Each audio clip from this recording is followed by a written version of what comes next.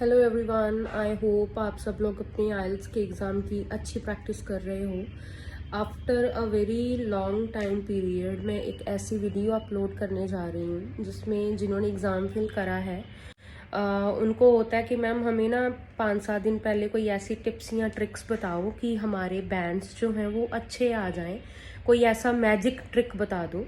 तो बेसिकली आज जो मेरा वीडियो रहेगा that is going to be on those tricks only जिन्होंने एग्ज़ाम फिल करा है, जिनके एग्ज़ाम में मिनिमम 7 डेज़ हैं, 10 डेज़ हैं, 15 डेज़ हैं।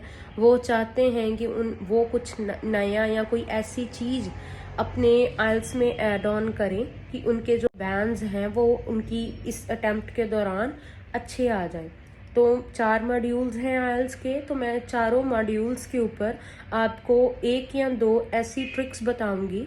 अगर आप वो इम्प्लीमेंट करना शुरू कर दोगे तो आपके बैंड अप्रॉक्सीमेटली हर एक मॉड्यूल में हाफ बैंड या 1 बैंड की इम्प्रूवमेंट आपकी आएगी ही आएगी।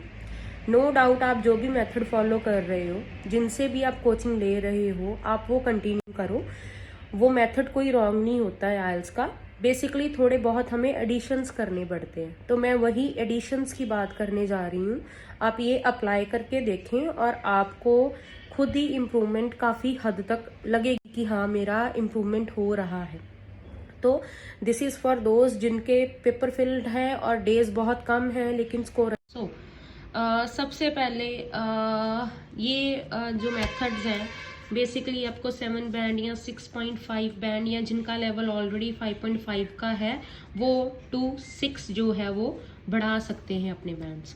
तो लिसनिंग में क्या करना है, जिनके लिसनिंग में 17 करेक्ट हो रहे हैं, अभी भी पेपर फिल्ड है, 18 करेक्ट हो रहे हैं, 20 से अबव नहीं जा रहे हैं, तो व्हाट दे डू इज़ आप चाहे दिन की 5 लिसनिंग्स कर ले, लेकिन जब तक आप बेसिक कंसेप्ट क्लियर नहीं करेंगे आपके बैंड्स इंप्रूव नहीं होंगे, आपके लिसनिंग आंसर्स करेक्ट नहीं होंगे।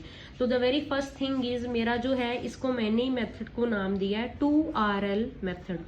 That is 2 repetitions of listening जो है इसको हम बोलते हैं। इसमें आपने करना क्या है, आप एक लिसनिंग करें, उसके आप एक शीट के ऊपर अपने सारे आंसर्स लिख लें और उसको चेक ना करें। उसके बाद आप 5 मिनट या 10 मिनट का ब्रेक लें, अगर आप चाहते हैं लेना।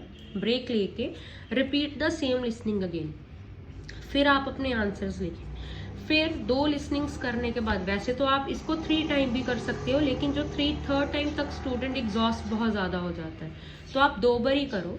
आप क्या नोटिस करोगे कि जो आपकी फर्स्ट अटेम्प्ट है इसमें आपके आंसर्स जो है मान लो 18 करेक्ट हुए हैं। जब आपने सेकेंड अटेम्प्ट में करोगे तो आपके अप्रॉक्सीमेटली आंसर जो है कम से कम 22 to 23 करेक्ट होंगे। डायरेक्टली 5 to 6 आंसर्स आपके इम्प्रूव हो जाएंगे, करेक्ट होने शुरू हो जाएंगे। आप ये करके देखो। अगर आपके पेपर में 3-4 डेज हैं, 7 डेज हैं, तो कम से कम इस मेथड को दिन में 3 लिसनिंग्स करें, 3 लिसनिंग्स करें और 3 लिसनिंग्स ऐसे करें 2 टाइम्स रिपीट करके। लिसनिंग के ऊपर हम ज़्यादा फोकस क्यों करते हैं, क्योंकि लिसनिंग एक ऐसा मॉड्यूल है जो सबसे ईजीएस्ट मॉड्यूल है एंड आपके ओवरऑल बैंड जो है वो लिसनिंग आपके बढ़ाता है। अगर रीडिंग की बात करें तो रीडिंग में होता क्या है, मेजॉरिटी ऑफ स्टूडेंट्स को डिफ़िकल्टी है, मेरे लिस्ट ऑफ हेडिंग ठीक नहीं होते हैं, मुझे ट्रू फॉल्स में बड़ी दिक्कत आती है और मुझे MCQs में सबसे ज़्यादा प्रॉब्लम आती है। तो आप लोग करते क्या हो कि आप ये वाले जो टाइप ऑफ क्वेश्चन है ये पहले टारगेट करना शुरू कर देते हो। जब आप ये पहले टारगेट करना शुरू करते हो तो आप एग्जॉस्ट हो जाते हो, इरिटेट हो जाते हो, और जो फिर इजी क्वेश्चन है उनके भी आंसर आपको मिलने जो है वो डिफ़िकल्ट हो जाते हैं। इसमें हो क्या रहा है, आप अपना टाइम बहुत ज़्यादा वेस्ट कर रहे हो। You are like spending a lot of time on the tough questions जो हम आपके बस के नहीं होते हैं। अगर हम बात करें तो करना क्या है, do not try to attempt 40 out of 40 question. 40 में से 40 के पीछे मत भागें। आपका टारगेट 9 आउट ऑफ 9 का नहीं है, आपका टारगेट 6 या 6.5 बैंड का है इन रीडिंग। तो 6 या 6.5 बैंड के लिए हमें 25 से 30 के इन बिटवीन करेक्ट चाहिए होते हैं आंसर्स। तो प्लीज़ सबसे पहले तो ये देखें, आपको रीडिंग मिल गई है, आप रीडिंग का पैसेज देखें। 3 पैसेज में से आप उसका टाइटल रीड करो, आपको कौन सा इजी लग रहा है। वो टाइटल रीड करने के बाद उसके टाइप ऑफ क्वेश्चंस देखो। अच्छा, फर्स्ट पैसेज में लिस्ट ऑफ हेडिंग दिया है, छोड़ दो, शॉर्ट आंसर टाइप और फिलअप्स पहले कर लो। सेकंड पैसेज की तरफ मूव हो जाओ, उसमें अगर मान लो एमसीक्यूज दिए हैं, लीव दोज वन। समरी दी है, उसे अटेम्प्ट करो। मैचिंग इन्फॉर्मेशन दी है, उसे अटेम्प्ट कर लो। Then move to the third type. Third में अगर आपको ट्रू फॉल्स नॉट गिवन है तो उन्हें छोड़ दो। उनको छोड़ने की जगह उसके बाद करें क्या, जो अलग टाइप के क्वेश्चन दिए हैं, कोई टेबल दिया है, कोई डायग्राम दी है, matching the name of the people है, तो ये कर लो। इससे क्या होगा, इजी वाले आप एक तो कर जल्दी लेंगे, एक आपको कॉन्फिडेंटली होगा कि हाँ अगर मैंने 30 अटैम्प्ट करे हैं या मैंने 28 अटैम्प्ट करे हैं तो मुझे पता है मेरे इनमें से अगर रॉन्ग हो गए तो 1 या 2 होंगे। अगर बाद में टाइम बच रहा है तो लिस्ट ऑफ हेडिंग को ट्राई कर लो, या एमसीक्यूज को ट्राई कर लो, या ट्रू फॉल्स को ट्राई कर लो। अगर 5 भी करोगे, 5 में से 2 या 3 तो करेक्ट हो ही जाएंगे, या तो आप इसको अप्लाई करो। सेकेंड मेथड क्या है, हर एक 3 पैसेज हैं तो उनको सबसे पहले देखो इजी कौन सा है, टफ और मॉडरेट कौन सा है। तो जो इजी और मॉडरेट है उनके ऊपर 20-25 मिनट स्पेंड करो। लास्ट 10 मिनट जो बचते हैं, जो टफ वाला है उसमें तीनों टाइप के क्वेश्चन तो नहीं होंगे ना, list of heading, true false and MCQs तीनों एक ही पैसेज में ही नहीं देते हैं वो, तो उसमें से जो इजी टाइप ऑफ क्वेश्चन है वो अटेम्प्ट कर लो। अगर ये भी मेथड आपको डिफिकल्ट लगता है तो आप 3 पैसेज करे ही ना, सिर्फ focus on your 2 passage. 30 minute each passage के ऊपर स्पेंड करो। आपने 28 अटैम्प्ट करने हैं, 28 में से आपको इतनी श्योरिटी होनी चाहिए कि मेरे 25 ठीक होने ही होने हैं।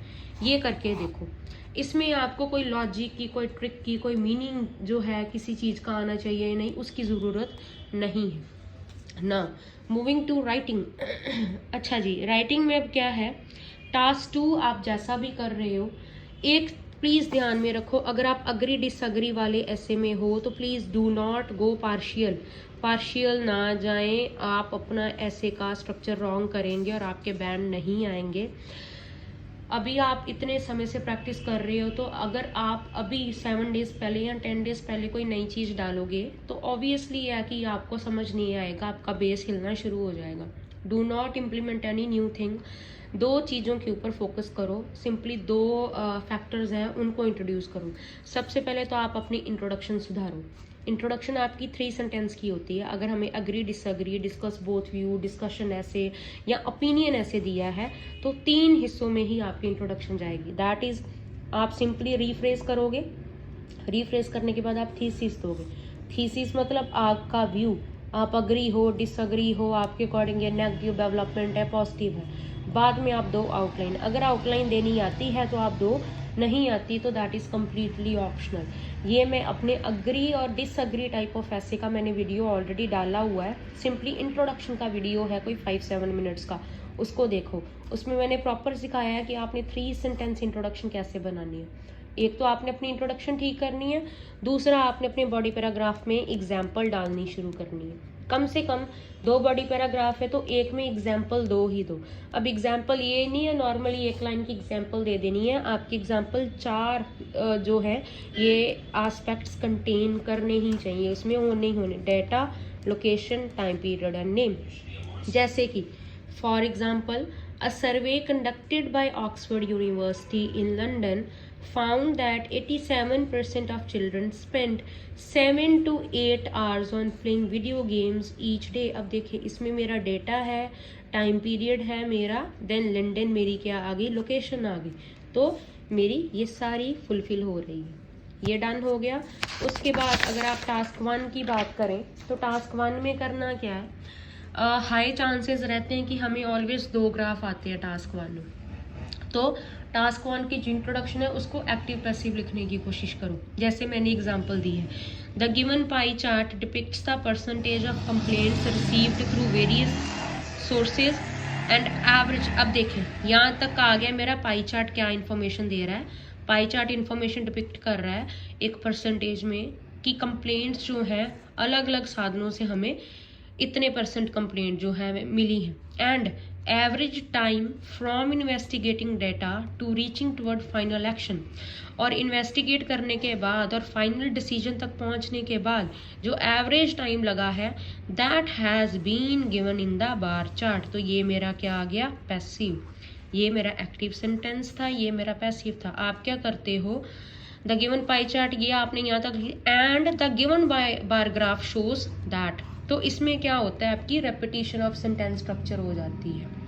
नाउ अगर हम टास्क 1 के बॉडी पैराग्राफ्स की बात करें तो बॉडी पैराग्राफ स्टार्ट करने का मेजॉरिटी ऑफ बच्चे जब करते हैं तो नहीं होता है मैम हमारा सेंटेंस स्ट्रक्चर बड़ा रिपीट हो रहा है, हम कर कुछ नहीं रहे हैं, सिर्फ हमारा डाटा और नेम चेंज हो रहा है, सेंटेंस स्ट्रक्चर सेम रह रहा है। तो आपका एक बॉडी पैराग्राफ 1 एवरेज 5 सेंटेंसेस का एक बॉडी पैराग्राफ 1 होता है। हर एक सेंटेंस की स्टार्टिंग डिफरेंट करें।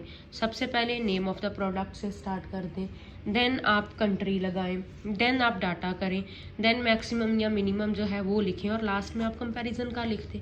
तो इसमें आपका बॉडी पैराग्राफ 1 जो है हर टाइम अलग जो है सेंटेंस से स्टार्ट हो रहा है, स्टार्टिंग हर टाइम उसकी अलग है, तो सेंटेंस स्ट्रक्चर ऑटोमेटिकली डिफरेंट हो जाएगा। Now moving to speaking. Speaking में जितने भी इंस्टीट्यूट्स में आप चले जाओ, जितने भी स्टूडेंट्स को आप देख लो, वो क्यू कार्ड के ऊपर इतना ज़्यादा रट्टा लगा रहे होते हैं कि पार्ट 1 पार्ट 3 को इतना फोकस ही नहीं करते। लेकिन एग्जामिनर आपका क्यू कार्ड इतना असेस नहीं करता है जितना वो आपका पार्ट 1 एंड पार्ट 3 को असेसमेंट या इम्पोर्टेंस देते हैं। ये बहुत कम स्टूडेंट्स को पता है। जब भी आप क्यू कार्ड बोलते हो तो आपको 2 मिनट से भी पहले चुप करवा दिया जाता है। एवरेज ऑन 85% ऑफ केसेस ऐसा होता है। आप अपने पार्ट 1 और पार्ट 3 के आंसर्स के ऊपर ज़्यादा फोकस करें। आपको लगता है मेरा एग्जामिनर मुझसे बहुत ज़्यादा वाई पूछ रहा है, मैम उसने मेरे से 10-15 क्वेश्चंस पूछे हैं पोस्ट डिस्कशन, वो क्यों पूछे हैं? क्योंकि जब उन्हें पता चलता है या उन्हें आइडिया हो जाता है कि क्यू कार्ड को इन्होंने रटाफिकेशन करी है, तो फिर वो आपसे या तो बहुत ज़्यादा वाई पूछेंगे या फिर पोस्ट डिस्कशन क्वेश्चन ही 10 से 15 होंगे। तो ये मत करें। पार्ट 1 और पार्ट 3 के ऊपर अपना फोकस करें, अपने आप को रिकॉर्ड करें, डेली रिकॉर्ड करके अपने आप को सुने। Best way to improve your speaking, और कोई आपकी स्पीकिंग इम्प्रूव नहीं करवा सकता है। So these are the various minor things, हैं छोटी लेकिन बहुत ज़्यादा इम्पैक्टफुल रहती हैं। अप्लाई करो और फिर पेपर अटेम्प्ट करो, आपके बैंड इंक्रीज होंगे ही होंगे। Thank you.